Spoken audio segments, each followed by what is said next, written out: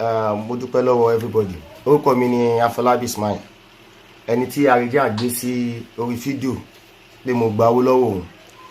Ẹ jọ̀ọ́ mo fẹ́ sọ fún gbogbo ayé mi ò jẹ Arẹjíà lówó. Mo ta mọ́tò fún Arẹjíà kí n make a brief. Mi ní láti rojọ́ jù because èmi ò kí ń ṣe oní tíátà àbí artist tí máa wọ studio àbí ṣe máa lọ prepare ara mi. I want to say the facts, then I will attach this video with the proof. Anybody ẹ lè pé òyìnbó ń parọ́. So to cut the story short, mọ́tò tí ó gbé sórí fídíò kò sọ fún àwọn èèyàn bẹ́ẹ̀ pé èmi ni mo bóun ra mọ́tò yẹn tóun jẹ mí ní owó. Kò sọ bẹ́ẹ̀. Ó ní mo ní kóun lọ ta mọ́tò tóun lò ló sọ. Ẹlẹ́ẹ̀kejì ó ní mo ṣoore fóun kò sọ oore yẹn. Ẹlẹ́ẹ̀kẹta ó ní almost 1 million kò specify owó yẹn. Mọ́tò yẹn tí mo bá ra wá nígbà recession 2015 ni mo bá ra mọ́tò yẹn wá. Ní ṣókí 1,270,000 ló gbé gbogbo mọ́tò yẹn dé. Mọ́tò yẹn dé ní 1,270,000 tó náà dẹ̀ confirm. Nígbà kí mọ́tò yẹn tó dé I told him rather ẹ̀gbọ́n ẹ mọ̀ pé owó tí wọ́n ẹni bọ́jẹ̀tì títí yín ní 800,000 lẹ sọ fún mi tẹ́lẹ̀ kò possible mọ́tò lè jẹ́ 800,000. Anẹ́lẹ̀kejì mi gbàdúrà kí n ra mọ́tò tó máa tún gún sí port lápapámọ́ o.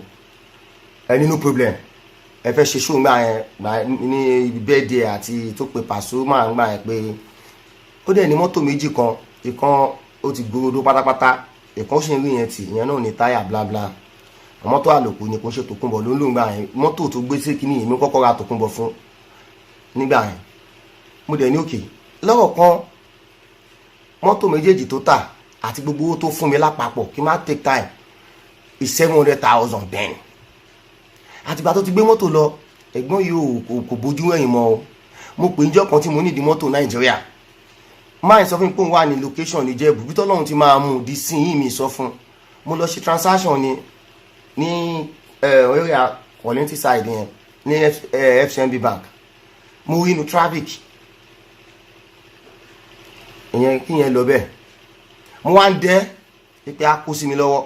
Ọ̀tọ̀ ní kí n fún yàn kan ọ̀tọ̀ ní pé ẹni yìí ó fẹ́ rẹ́ mi jẹ. Kò tún wá ṣe tó fẹ́ rẹ́ mi jẹ lásán ẹni tí mo gbé mọ́ra true Alhaji Tẹ̀kọ̀yé tí mo gbé wá sí ìlú yìí nígbà yẹn tó ṣaláìsí lẹ́yìn ọjọ́ mẹ́ta ẹ̀kọ́ náà bá mi foríjì wọn. Àwọn ló jẹ́ kí n mọ̀ ní Sharp Corner Hotel ní Yànà Pájà. Òun àti ọ̀rẹ́ kan Ayékọ́ndú. Àwọn ló ní kí n jọ kí n help ẹ̀ kí n jọ kí n link ẹ̀ mọ́ àwọn tèmi náà bá mọ̀.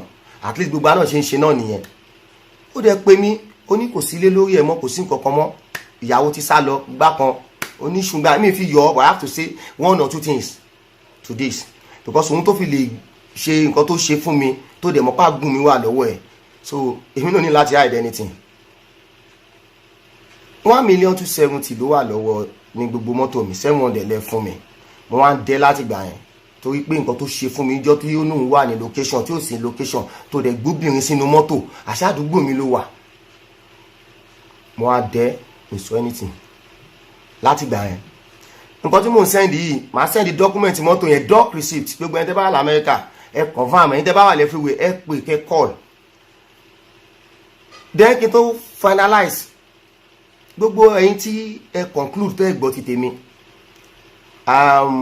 tẹ́lẹ̀ ń ṣépè fún ọ̀tá yín àtọ̀tá mi mo tara ń sin Ọlọ́run mo tọrọ dáríjì ẹ̀ṣẹ̀ fún yín because kò rí bẹ́ẹ̀. Mo dẹ̀ dúpẹ́ lọ́wọ́ ẹ̀yin tó yẹ pé ẹ gbọ́ ti ọ̀dọ̀ mi náà bóyá arọ́ bóyá òótọ́ àti ẹ̀yin tẹ́ advice mi pé kí n ṣàwà ṣe kí n jáde síta because náà nǹkan tí mo fi jáde síta ni pé àwọn tó jẹ́ witness mi àwọn náà ok kí n ṣàjáde tí n bá jáde àwọn ò lè jáde.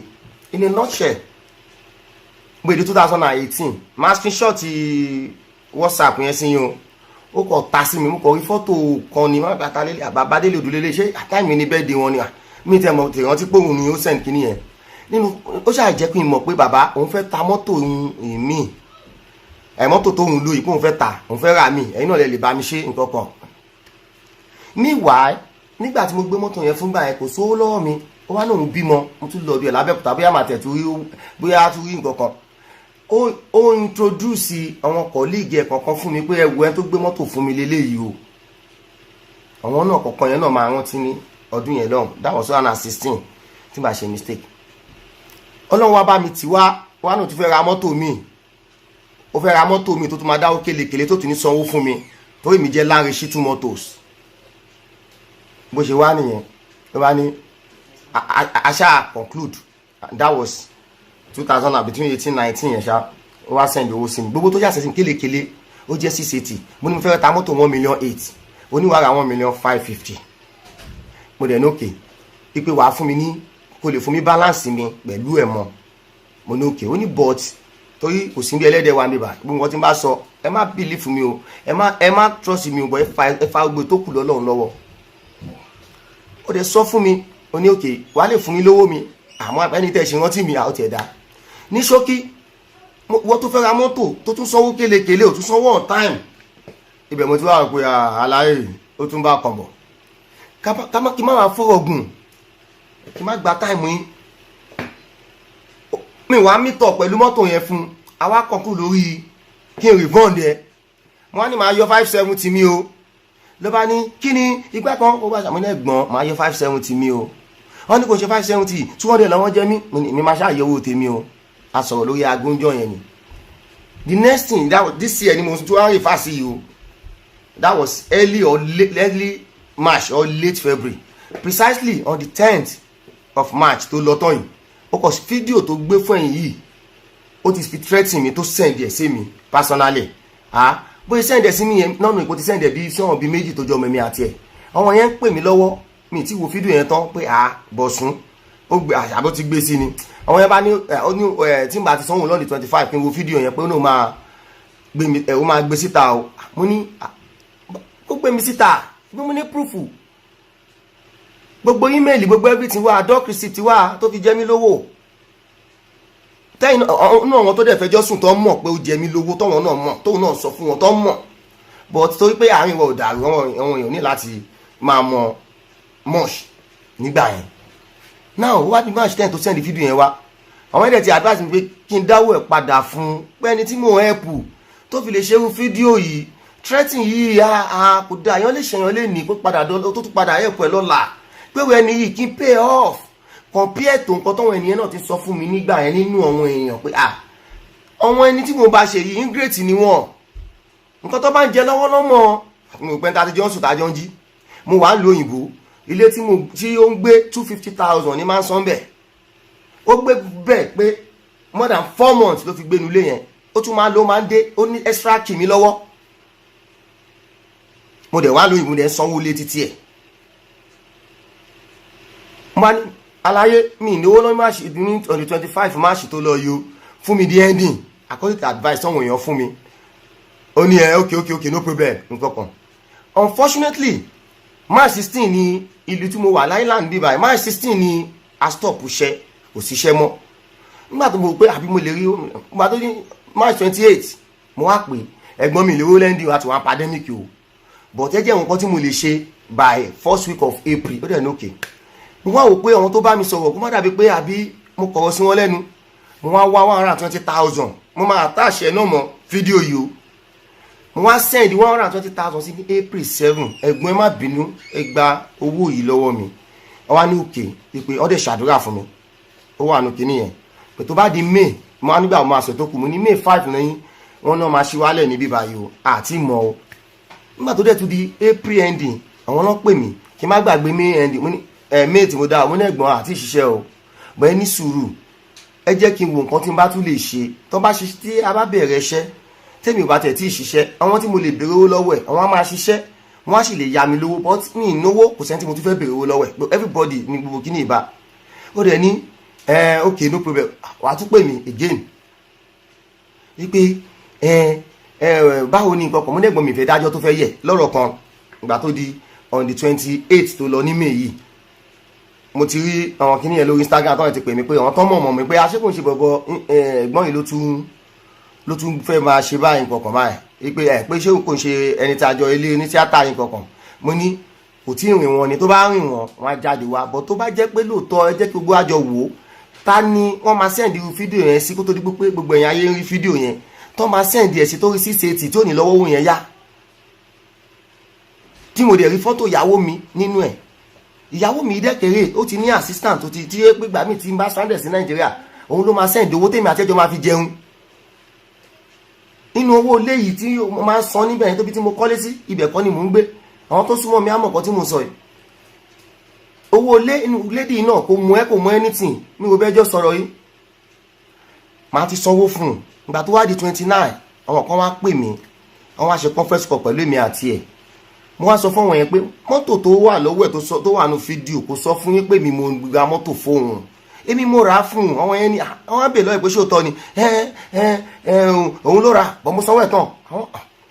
Mo ní apáàtì yẹn mo tún fún ní 120 nínú 680 nínú pandemic tó náà tó rojọ́ fún tó pè mí tí mo ní dárúkọ tí wọ́n sọ pé mo fún lówó ní April mo ní mo fún wọn ní kí n send the proof mo wá send the proof. Ògbọ́n wọn yẹn náà wá tún bá sọ pé ẹni tó fún ẹ lówó yìí ní sùúrù fún un ṣì ní sùúrù á fún ẹ. Àwọn anígbà mo fẹ́ sanwó mo ní màá fún nínú ẹ̀ ní June màá dẹ̀ fún lè tó kún July kò jù bẹ́ẹ̀ lọ o. Gbogbo dọ́pẹ́ tí bá ti attach mọ́ fídíò yìí ẹ jọ̀ọ́ torí Ọlọ́run ẹ bá mi confirm ẹ o àdúrà gbogbo wa gbà o ọ̀rọ̀ tá àmọ́ tá àmẹsẹ̀ kò ní wọlé tọ̀wọ̀ àwọ̀ o bó ṣe jẹ́ nìyẹn o. Èmi ò ní èmi ò fún lówó o kí gbogbo èèyàn gbọ́ o. Mo ti fẹ́ ti ara ẹ̀ sin Ọlọ́run mo dẹ̀ mọ̀ pé gbogbo ìṣòro ayé mi ó ti dópin nìyẹn o. Ẹ jọ̀ọ́ nítorí Ọlọ́run o. Òun ló chance tóun pé òun jẹ́ oní tíátà nígbà tí ẹ̀yin tóun bá sọ pé ẹ ó ti ṣoore fún mi rí tí ò sọ oore tí mo ṣe o. Mo fẹ́ pay attention nínú nǹkan tẹ́ ń gbọ́ tó wà lọ́wọ́ yín ni o tó sọ oore tí mo ṣe o. Tó dẹ̀ tún pè mí lọ́rẹ̀ẹ́ ẹ̀ tó dẹ̀ tún sọ pé almost ẹni tó bá máa ṣe orúkọ jáde gbọ́dọ̀ specify tí ó dẹ̀ tún sọ pé mi ni mo ra mọ́tò ẹ wá bá mi béèrè lọ́wọ́ ẹ̀ wípé èlò lówó yẹn tó pè almost 1 million ẹni tó sọ pé òun ò kí ń parọ́ ẹ béèrè pé ṣé kò ń ṣe 680 ní gbogbo tó kó fún mi tí mo yọ 570 tí mo fẹ́ 570 mi tó ń bínú. Agún mi ni mo fẹ́ gbà o. Recession gbà yẹn àwọn tí mo ti gba owó business lọ́wọ́ ẹ̀ $190 per dollar ni mo gbowó. Ẹ mọ̀ business man mọ́tò ò tí ì dé wọ́n á ti calculate owó tí mo fẹ́ bá wọn gbé dé. Recession dé ẹlòmínì kò kọ́ wọn o. Ẹni tó láàánú nu wọn ló fún mi lórí ẹ̀dẹ̀ gbèsè yẹn wá wọ̀ mí lọ́rùn gbà nínú gbèsè yẹn náà ni mo ti dáhùn lóhùn o. 2015 tí Buhari wọlé tí recession dé ẹ béèrè lọ́wọ́ ẹ̀ o bó ṣe jẹ́ nìyẹn àdúrà gbọ́ á gbà o. Ẹ jọ̀ọ́ mi ní kẹ́nìbọ̀dì believe fún mi o. Dọ́kúmẹ́ǹtì tí máa attach ẹ jọ̀ọ́ nítorí Ọlọ́run ẹni kíyàn kó kẹ́nìbọ̀dì tó justify ẹ confirm ẹ kẹ́ verify ẹ wàsálàm.